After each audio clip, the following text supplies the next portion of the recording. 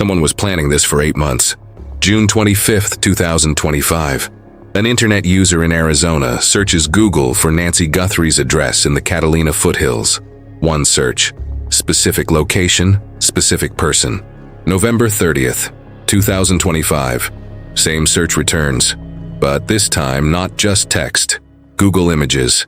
Looking for pictures of the home, visual reconnaissance, studying the property layout. December 16th, 2025. A different search. Savannah Guthrie salary, typed from Tucson. Calculating potential ransom value. Understanding what the family could afford to pay. January 11th, 2026. Nancy's address searched again. 3 weeks before she disappeared. Final confirmation of location before physical reconnaissance began. And then February 1st.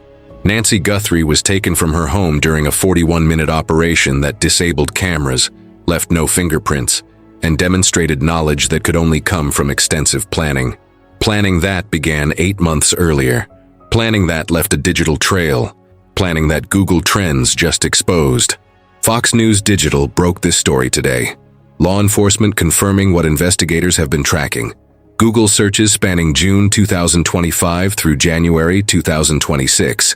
7 separate searches. Progressive reconnaissance. Digital, visual, financial.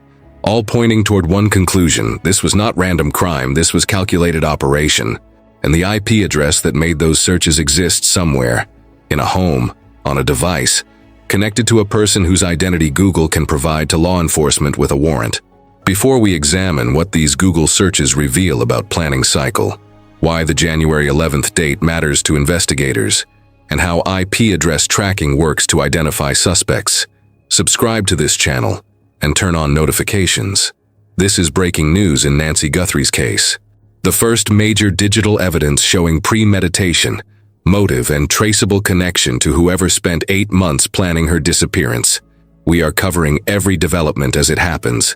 Subscribe now, because this investigation just shifted from stalled to accelerating. Nancy Ellen Guthrie is the 84-year-old mother of NBC Today Show co-anchor Savannah Guthrie. She disappeared from her Tucson home on February 1st, 2026. Blood found on her front porch. Pacemaker disconnected. Cameras disabled during 41-minute operation. For 18 days, the investigation pursued DNA evidence, retail purchase tracking, surveillance analysis. But today, a completely different evidence stream emerged. Digital reconnaissance spanning 8 months. Fox News Digital reported this afternoon that Google Trends data shows 7 separate searches related to Nancy Guthrie and her daughter Savannah occurring between June 2025 and January 2026. These were targeted specific progressive searches by someone in Arizona and specifically Tucson area. Someone gathering intelligence, someone planning. The timeline reveals planning methodology used by someone who understood operational security well enough to disable cameras and avoid leaving fingerprints, but did not understand that Google tracks every search, timestamps it, geolocates it, and stores it permanently. June 21st through 28th, 2025. First documented search, Nancy Guthrie's address in Catalina foothills. This search originated from Arizona according to Google Trends data. Not just Nancy Guthrie as general search, specific address, specific neighborhood. 8 months before Nancy disappeared. 8 months is not impulse. 8 months is planning cycle. This search represents initial target selection. November 30th through December 1st, 2025. Google image search for Nancy's address in Arizona.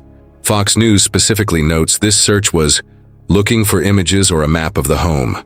2 months before Nancy disappeared, someone was refining approach, studying property layout, identifying camera locations if visible in online photos, understanding sightlines, planning entry and exit routes.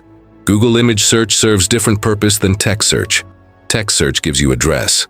Image search shows you photographs, what the house looks like, surrounding properties, street view images. This is visual reconnaissance. Someone studying the target location remotely before ever driving past it physically. December 13th through 20th, 2025. Different search entirely. Savannah Guthrie salary. Searched from Tucson, not Phoenix, not Scottsdale. Tucson, same city where Nancy lives. This search reveals motive: financial reconnaissance. Someone wanted to know how much Savannah Guthrie earns to calculate ransom demand. Fox News compared this search to similar searches for other television anchors. Anderson Cooper's salary generated one search from New York City area. Sean Hannity's salary generated one search from New York area. But Savannah Guthrie's salary search came from Tucson, the same city where her mother lives, the same city where someone had been searching for Nancy's address. December is 6 weeks before Nancy disappeared.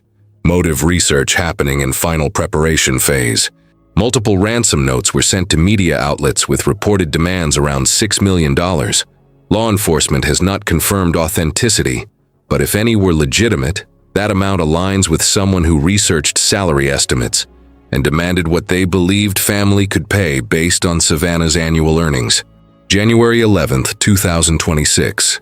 Nancy's address searched again. This search is critical. Timing. January 11th is exactly 3 weeks before Nancy disappeared. 3 weeks is final countdown timing, and this date has appeared elsewhere in the investigation. Sheriff's Department specifically asked public to check Ring camera footage from January 11th. Law enforcement knows something happened on January 11th. January 11th was a Saturday. Final confirmation search before physical reconnaissance phase began. Someone had researched address in June, studied images in November and December, researched salary in December. Now in January, they searched address one final time before moving from digital planning to physical surveillance. Sheriff's specific request for Ring camera footage from that date indicates investigators believe suspect drove past Nancy's home that day. Normal vehicle, daytime hours, no mask. Just someone driving through neighborhood, slowing as they passed specific address, perhaps taking photos from vehicle. That vehicle could be captured on neighbor Ring cameras. Investigators want to identify vehicles that slowed near Nancy's address. If footage shows vehicle that person was driving during nighttime reconnaissance missions later, that connects daytime site survey to nighttime final reconnaissance to February 1st execution. Understanding why investigators focus on January 11th reveals their strategy. They know from Google searches that address was looked up that day. They suspect physical drive-by occurred same day. If they can identify vehicle from Ring cameras on January 11th, they can track that vehicle through other evidence. License plate readers throughout Tucson photograph every vehicle that passes. Those readers create time-stamped records showing where vehicle traveled. If suspect's vehicle passed license plate reader on way to Nancy's neighborhood January 11th, that data exists in police databases. Additionally, if vehicle is identified from January 11th footage, investigators can check if same vehicle appears in footage from nighttime reconnaissance between January 20th and 29th. Multiple Ring cameras captured masked individual during those dates. Some footage may have captured parked vehicles nearby, even if cameras did not directly show suspect's face. Matching daytime vehicle from January 11th to nighttime vehicle from later dates creates powerful connecting evidence. The Ring camera app message mentioning January 11th adds another dimension. Someone posted something on Ring's Neighbors app related to that date. Sheriff's Department captain replied asking users to look for verified post. This suggests someone in Nancy's neighborhood noticed something suspicious on January 11th and posted about it. That post may have described vehicle, person, or activity that seemed out of place. Investigators want other neighbors to check their footage from same day to see if they captured same suspicious activity from different angle. The progression is clear. June, initial target selection through address search. November-December, visual reconnaissance through image searches. December, financial reconnaissance through salary search. January 11th, physical site survey during daytime. January 20th through 29th, final reconnaissance during nighttime when Ring cameras captured masked individual in Nancy's neighborhood. February 1st, execution. Between January 20th and January 29th, multiple Ring cameras in Nancy's neighborhood captured masked individual checking car doors, going through mailboxes, trespassing through yards, all between midnight and 2 a.m. This is final physical reconnaissance, testing security response, observing patrol patterns, all leading to February 1st when cameras were disabled in sequence and Nancy disappeared during 41-minute operation. Each phase provided information needed for next phase. Address search identified target location. Image searches showed property layout. Salary search provided motive framework. Physical site survey confirmed intelligence. Nighttime reconnaissance tested security response. Then execution demonstrating knowledge acquired through all previous reconnaissance phases. But here's what makes these searches devastating evidence. They are traceable. Every Google search has IP address attached. Internet protocol address identifying which device made the search and where that device was located. IP addresses work like digital fingerprints. When you connect to internet, your internet service provider assigns IP address to your device. Google logs every search along with timestamp, search terms, and IP address. This data is stored indefinitely. Law enforcement can obtain this data with warrant. Here is how IP address tracking works. Law enforcement requests data from Google through warrant. Google provides logs showing each search with IP address attached. Law enforcement takes those IP addresses to internet service provider. ISP maintains records of which customer account was assigned, which IP address at specific date and time. ISP provides customer name, account address, payment information. This process typically takes days, not weeks. Google responds to law enforcement warrants quickly for active criminal investigations.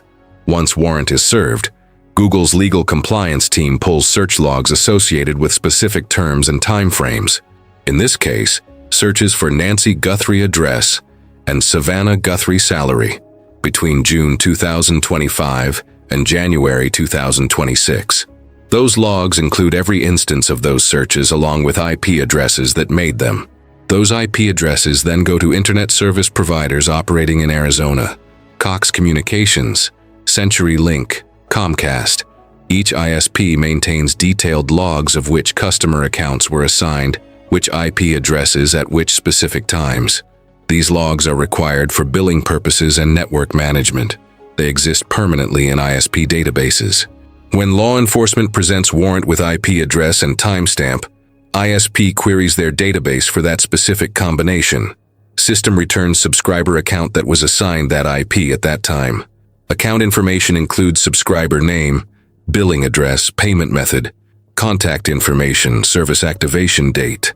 Everything needed to identify physical person and location associated with that IP address.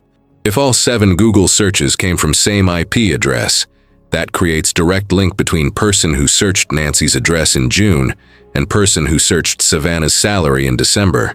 Same device, same location, same person conducting 8-month reconnaissance. That IP address leads to physical address. That physical address has occupant. That occupant becomes prime suspect. Even if searches came from different IP addresses, each one is traceable. If suspect used home internet for some searches and mobile phone for others, both IPs trace back to same subscriber account. Mobile carriers like Verizon and AT&T maintain same detailed logs as home internet providers. If suspect used public Wi-Fi at coffee shop, that location has security cameras that may have captured them. Even VPN services maintain connection logs that can be subpoenaed, showing which customer account connected at specific times. The fact that these searches occurred from Arizona, and specifically Tucson area, narrows field dramatically. These were local searches by someone in same geographic area as Nancy, someone who could drive to her home, someone planning operation that required physical presence, not someone across country with passing curiosity. Local actor conducting operational planning. Behavioral analysis expert John Kelly stated on Megyn Kelly's show today that these searches represent exactly the type of pre-offense behavior expected in planned abduction. Quote, "The pre-offense behavior includes this type of activity. And if anyone knows the person, and their computer has those images locked in there somehow, or search history, that's a person we're going to talk to, and the tip line should be called." Law enforcement is publicizing these searches hoping someone recognizes the pattern. Someone who knows a person who was obsessively researching Nancy Guthrie last year. Someone who noticed odd behavior, strange internet usage, unusual interest in Savannah Guthrie's wealth. That person can call tip line providing name that investigators match against IP address data. Understanding behavioral profile helps identify what investigators are looking for. Someone who spent 8 months on reconnaissance demonstrates patience. Most criminals act impulsively or with minimal planning. Extended planning period indicates someone who can delay gratification, maintain focus on long-term goal, resist impulse to act prematurely. This level of patience is relatively rare in criminal behavior. It suggests someone with discipline, self-control, and ability to think long-term. This person shows organized thinking. The progression from address search to image search to salary search to physical reconnaissance follows logical sequence. Each step builds on previous one. Each provides information needed for next phase. This is not scattered random research. This is systematic intelligence gathering following operational plan.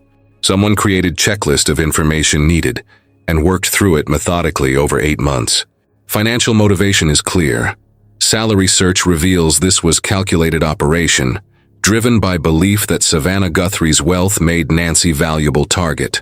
Someone did math, calculated that mother of wealthy television anchor could generate significant ransom payment, made cost-benefit analysis determining operation worth risk.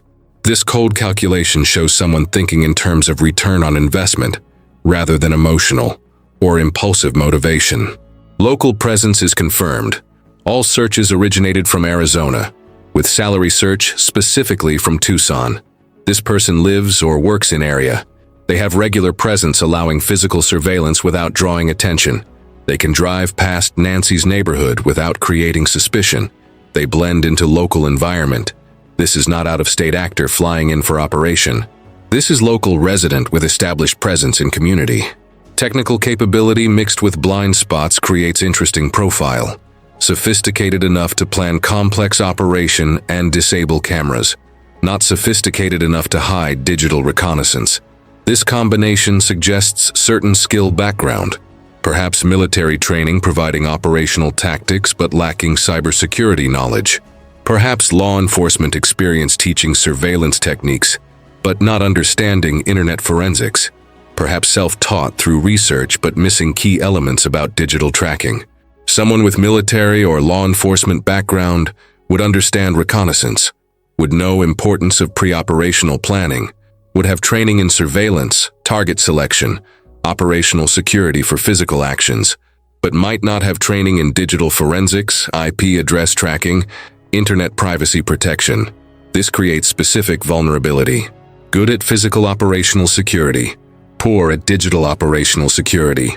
These characteristics create profile investigators can work with. Who in Tucson area has patience for extended planning? Who has organizational skills to execute complex operation? Who has financial motivation to target wealthy family?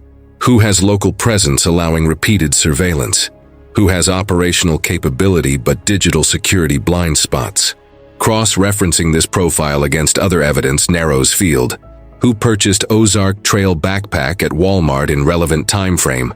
Who has facial hair matching doorbell footage? Who drives vehicle captured on Ring cameras during nighttime reconnaissance? When behavioral profile intersects with physical evidence and digital trail, number of potential suspects becomes very small, possibly dozens from entire Tucson population. When IP address identifies specific name, behavioral profile helps confirm that person fits expected characteristics. Former FBI agent Will described this as absolute treasure trove of evidence. Quote, "This is the advanced reconnaissance. There's going to be reverse engineering against the IP address which Google will be able to attribute to those searches to see any other history, any other IP-associated data searches undertaken from 2025 right up until the date of the instance itself. This reverse engineering means investigators are examining complete internet history associated with IP addresses that made these searches. What else did that person search? Did they research how to disable Nest cameras? Did they search for information about pacemaker signals? Did they research Walmart locations selling Ozark Trail backpacks? Every search ever made from that IP address becomes visible with proper warrant. The scope of this digital forensics is comprehensive. Browser history showing every website visited. YouTube videos watched showing interests and research topics. Reddit forums visited showing communities engaged with. Facebook or social media activity if conducted from same device. Online purchases made from that IP address. downloads of files or software, email activity if web-based email was used. Everything that device accessed through internet becomes part of investigation. This comprehensive digital forensics can reveal connections investigators would otherwise miss. Maybe suspect researched other potential targets before selecting Nancy. Those searches would appear in history. Maybe they studied previous kidnapping cases to understand successful tactics. Those searches exist. Maybe they participated in online forums discussing crime planning or anti-surveillance techniques. Those posts can be found. Maybe they searched for information about wealthy television anchors before narrowing focus to Savannah Guthrie. Maybe they looked up other NBC anchors. Maybe they researched celebrity home addresses in Tucson area. All of this creates patterns showing not random interest but systematic target selection process. Maybe they searched for how long someone can survive without medication. Maybe they looked up black market sources for prescription drugs. Maybe they researched remote locations suitable for holding someone. Maybe they studied cryptocurrency ransom techniques. Every one of these searches, if they exist in history, becomes additional evidence of planning and intent. Browser history also reveals timing patterns. What hours was person typically online? Do late-night searches align with nighttime reconnaissance captured on Ring cameras? If someone was searching addresses and studying maps between midnight and 2 a.m., and Ring cameras captured masked individual during same hours, that correlation strengthens case. Device information matters too. Was person using computer or mobile phone for searches? If mobile phone, cell tower data shows where that phone was located when searches occurred. If searches happened from Tucson and phone records show device in Tucson at those times, that confirms local presence. If phone records show device near Nancy's neighborhood on January 11th when address was searched, that connects digital reconnaissance to physical surveillance. Evidence convergence is where investigations gain unstoppable momentum. Google searches establish 8 months of planning. DNA from glove establishes physical presence at scene. Walmart purchases establish equipment acquisition. Ring cameras establish reconnaissance pattern. When all streams converge on same suspect identified through IP address, conviction becomes virtually certain. Consider how this convergence works in practice. IP address from Google searches leads to subscriber name. Call that person John Doe for example purposes. Investigators now have name and address for person who searched Nancy's address and Savannah's salary multiple times over 8 months. That name goes into comprehensive background check, criminal history checked, employment verified, known associates identified, financial records examined. Next step is obtaining warrant for John Doe's credit card and bank statements. Investigators look for purchases consistent with planning and executing operation. Walmart transaction appears on card dated December 15th, showing purchase at Tucson location. Transaction amount and time matches purchase of Ozark Trail backpack based on Walmart's sales records.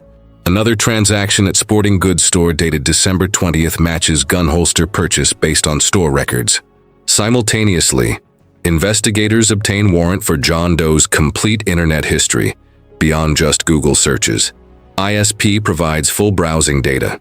YouTube history shows videos watched about how to disable Nest cameras. Reddit posts show participation in discussions about avoiding detection. Amazon purchase history shows books ordered about surveillance and counter-surveillance techniques. All of this builds picture of someone actively researching how to plan and execute operation like Nancy's abduction. Ring camera footage from January 11th gets reviewed with focus on identifying vehicles. Footage shows silver sedan slowing near Nancy's address at 2:15 p.m. License plate partially visible. Enhanced image processing clarifies plate number. Plate runs through DMV database. Vehicle registered to John Doe at address matching IP address subscriber information. Convergence point established. Person who searched address online drove past that address in person. Ring camera footage from nighttime reconnaissance between January 20th and 29th, reviewed again. Several clips show parked vehicles in background even when focused on masked individual. One clip shows silver sedan parked 3 houses down from Nancy's residence at 1:30 a.m., January 23rd. Same make and model as John Doe's registered vehicle. Another convergence point. Vehicle registered to person who searched address is present during final reconnaissance phase. DNA becomes final convergence point. Investigators conduct surveillance on John Doe.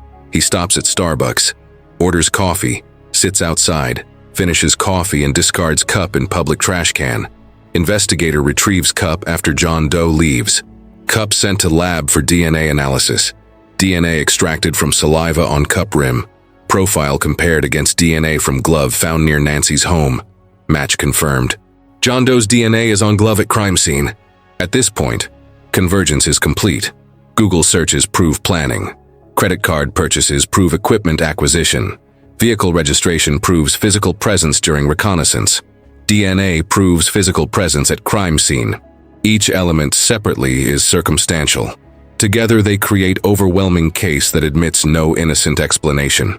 Defense attorney faces impossible task. How to explain that client searched victim's address in June, studied images in November, researched victim's daughter's salary in December, searched address again in January, purchased backpack and holster in December, drove past victim's home in January, had vehicle present during nighttime reconnaissance late January, and left DNA at crime scene February 1st? No innocent explanation exists for that convergence of evidence. The Walmart tracking becomes especially relevant with Google searches timeline established. Suspect needed backpack and holster between December and January, after visual reconnaissance determined how to carry equipment. Walmart sales records show every Ozark Trail 25-liter backpack sold in Arizona during that period. Transaction records provide date, time, store location, payment method. If purchase was with credit card, transaction record has cardholder name. If that name matches IP address subscriber, convergence occurs immediately. If purchase was cash, surveillance footage shows who bought it. Every Walmart checkout lane has security cameras positioned to capture customer faces. Even cash purchases create visual record. Facial recognition software compares checkout footage to driver's license photos. If match occurs with person whose IP made Google searches, convergence established.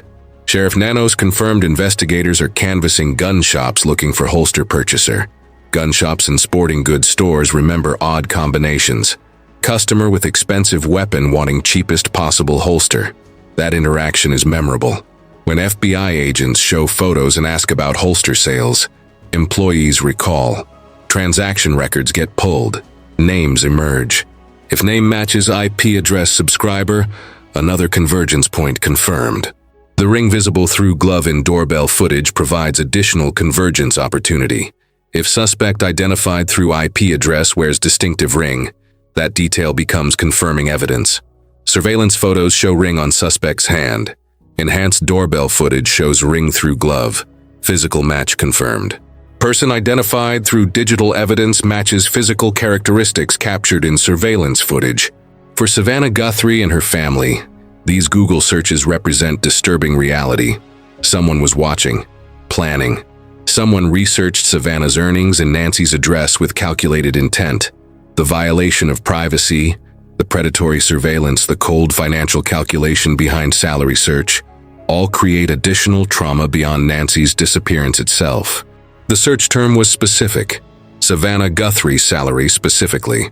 Someone wanted information about her specifically, targeted her mother specifically because of her specifically, and parallel timelines are haunting. While family lived normal lives between June and February, someone was planning.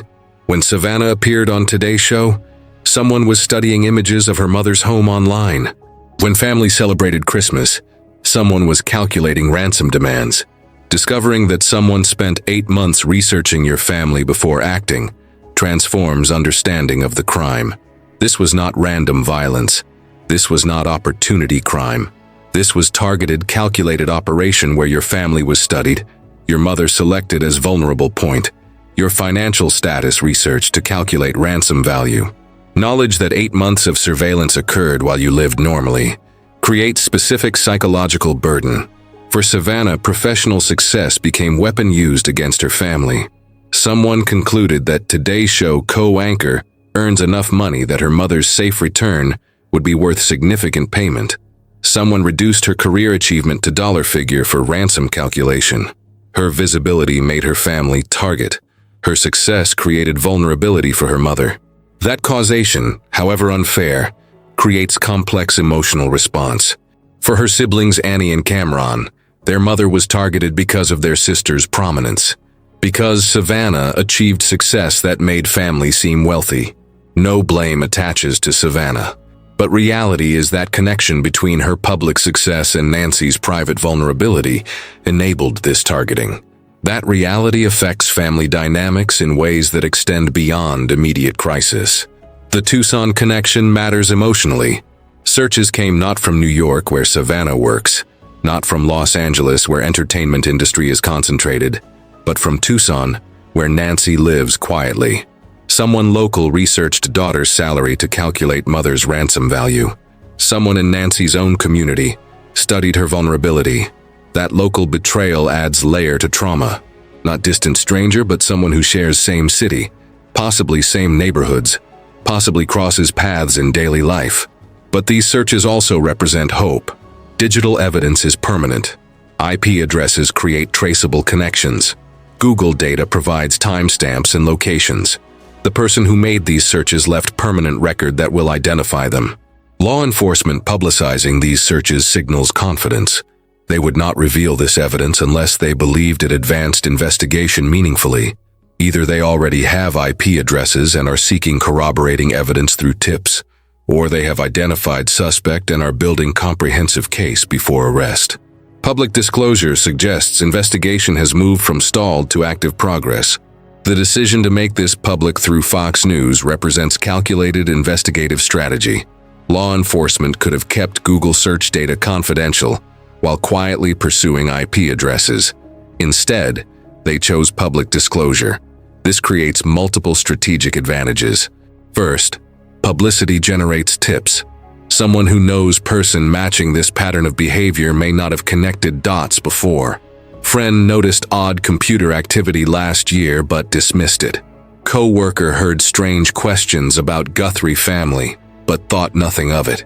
Family member saw suspicious internet searches but made excuses. Now those memories get triggered. Those people call tip line, providing names that investigators cross-reference against IP addresses obtained from Google. Second, publicity creates psychological pressure on suspect. Person who made these searches may have believed their digital reconnaissance was private and untraceable.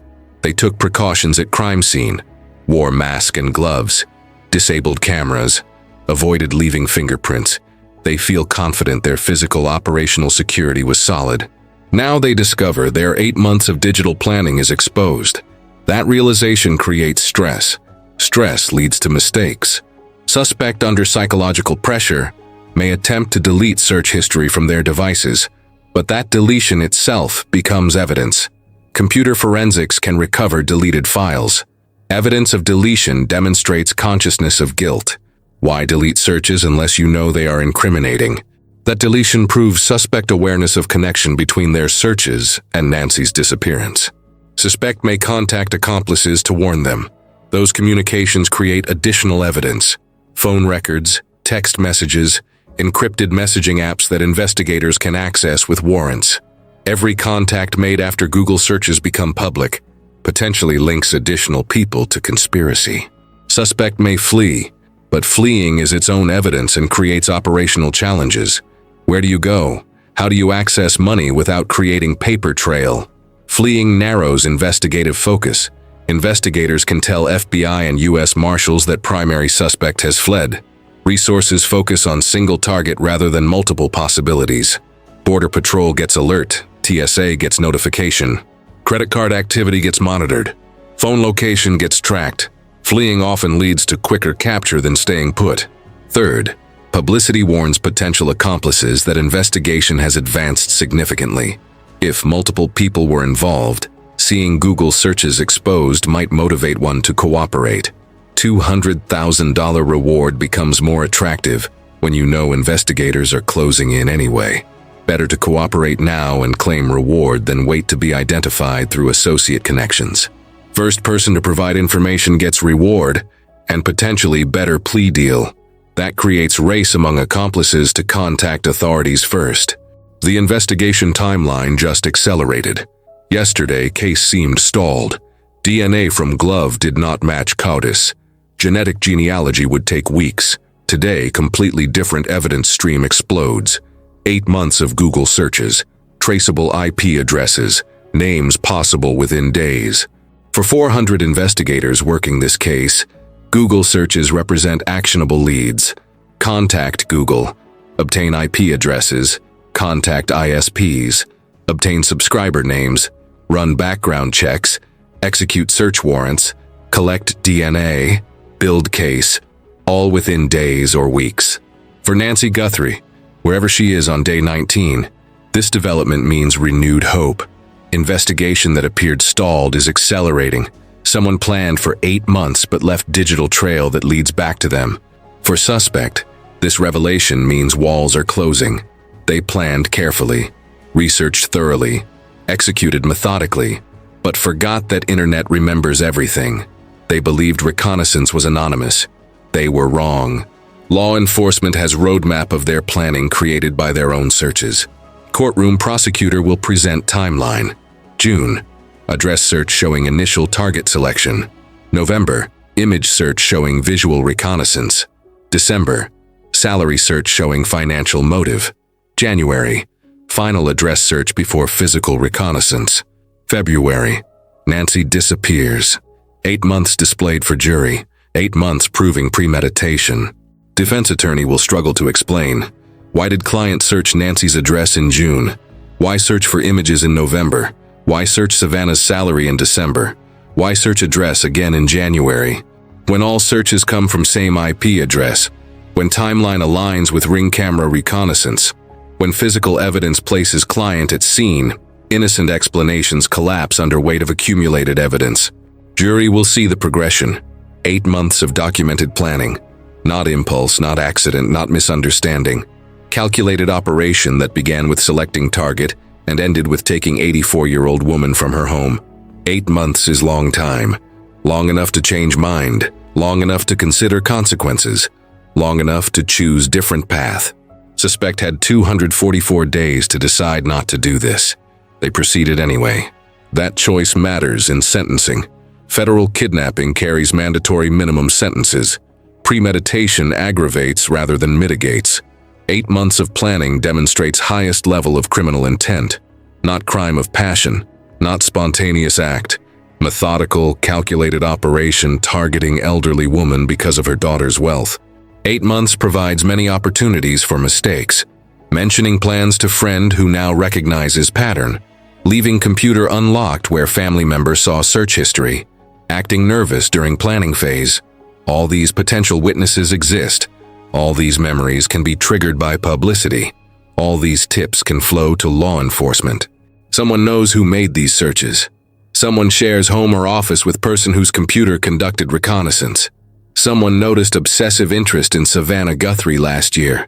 That person can call tip line. That person can provide name. That name gets checked against IP addresses. When match occurs, case advances rapidly from identification to arrest.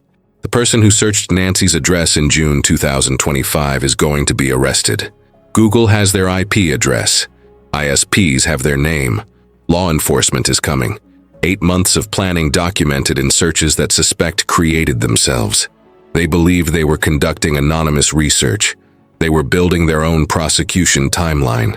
Every search, every click, every image viewed, all permanently recorded, all leading investigators directly to their identity. Nancy Guthrie has been missing for 19 days. Her family has been searching for 19 days. But someone spent 244 days planning this. June 25th through February 1st, 244 days of research, 244 days of reconnaissance, 244 days of evidence creation. And now, all 244 days are being examined by law enforcement, with access to Google's logs, ISPs records, and warrants for every piece of digital evidence that exists. The person responsible left 2 types of evidence: physical evidence at scene, digital evidence online. Physical evidence can be hidden, cleaned, disposed of. Digital evidence is permanent, cannot be deleted from Google's servers, cannot be erased from ISP logs, cannot be removed from permanent records that law enforcement can access through warrants. That digital evidence is what will identify suspect. That identification will lead to arrest. That arrest will lead to prosecution. And that prosecution will lead to justice. For Nancy Guthrie, for her family, for the 400 investigators working this case, for the nearly 40,000 people who submitted tips, these Google searches represent turning point. Yesterday, investigation appeared stalled. Today, it accelerated. Tomorrow, it leads to identification. Soon after, arrest, then prosecution. Then justice for 84-year-old woman who spent 8 months being surveilled by predator she never knew was watching. Justice for family who endured same 8 months of unknowing surveillance. Justice delivered through evidence that suspect created themselves believing it was private research, when it was actually creating permanent record of their criminal planning that now leads law enforcement directly to their door.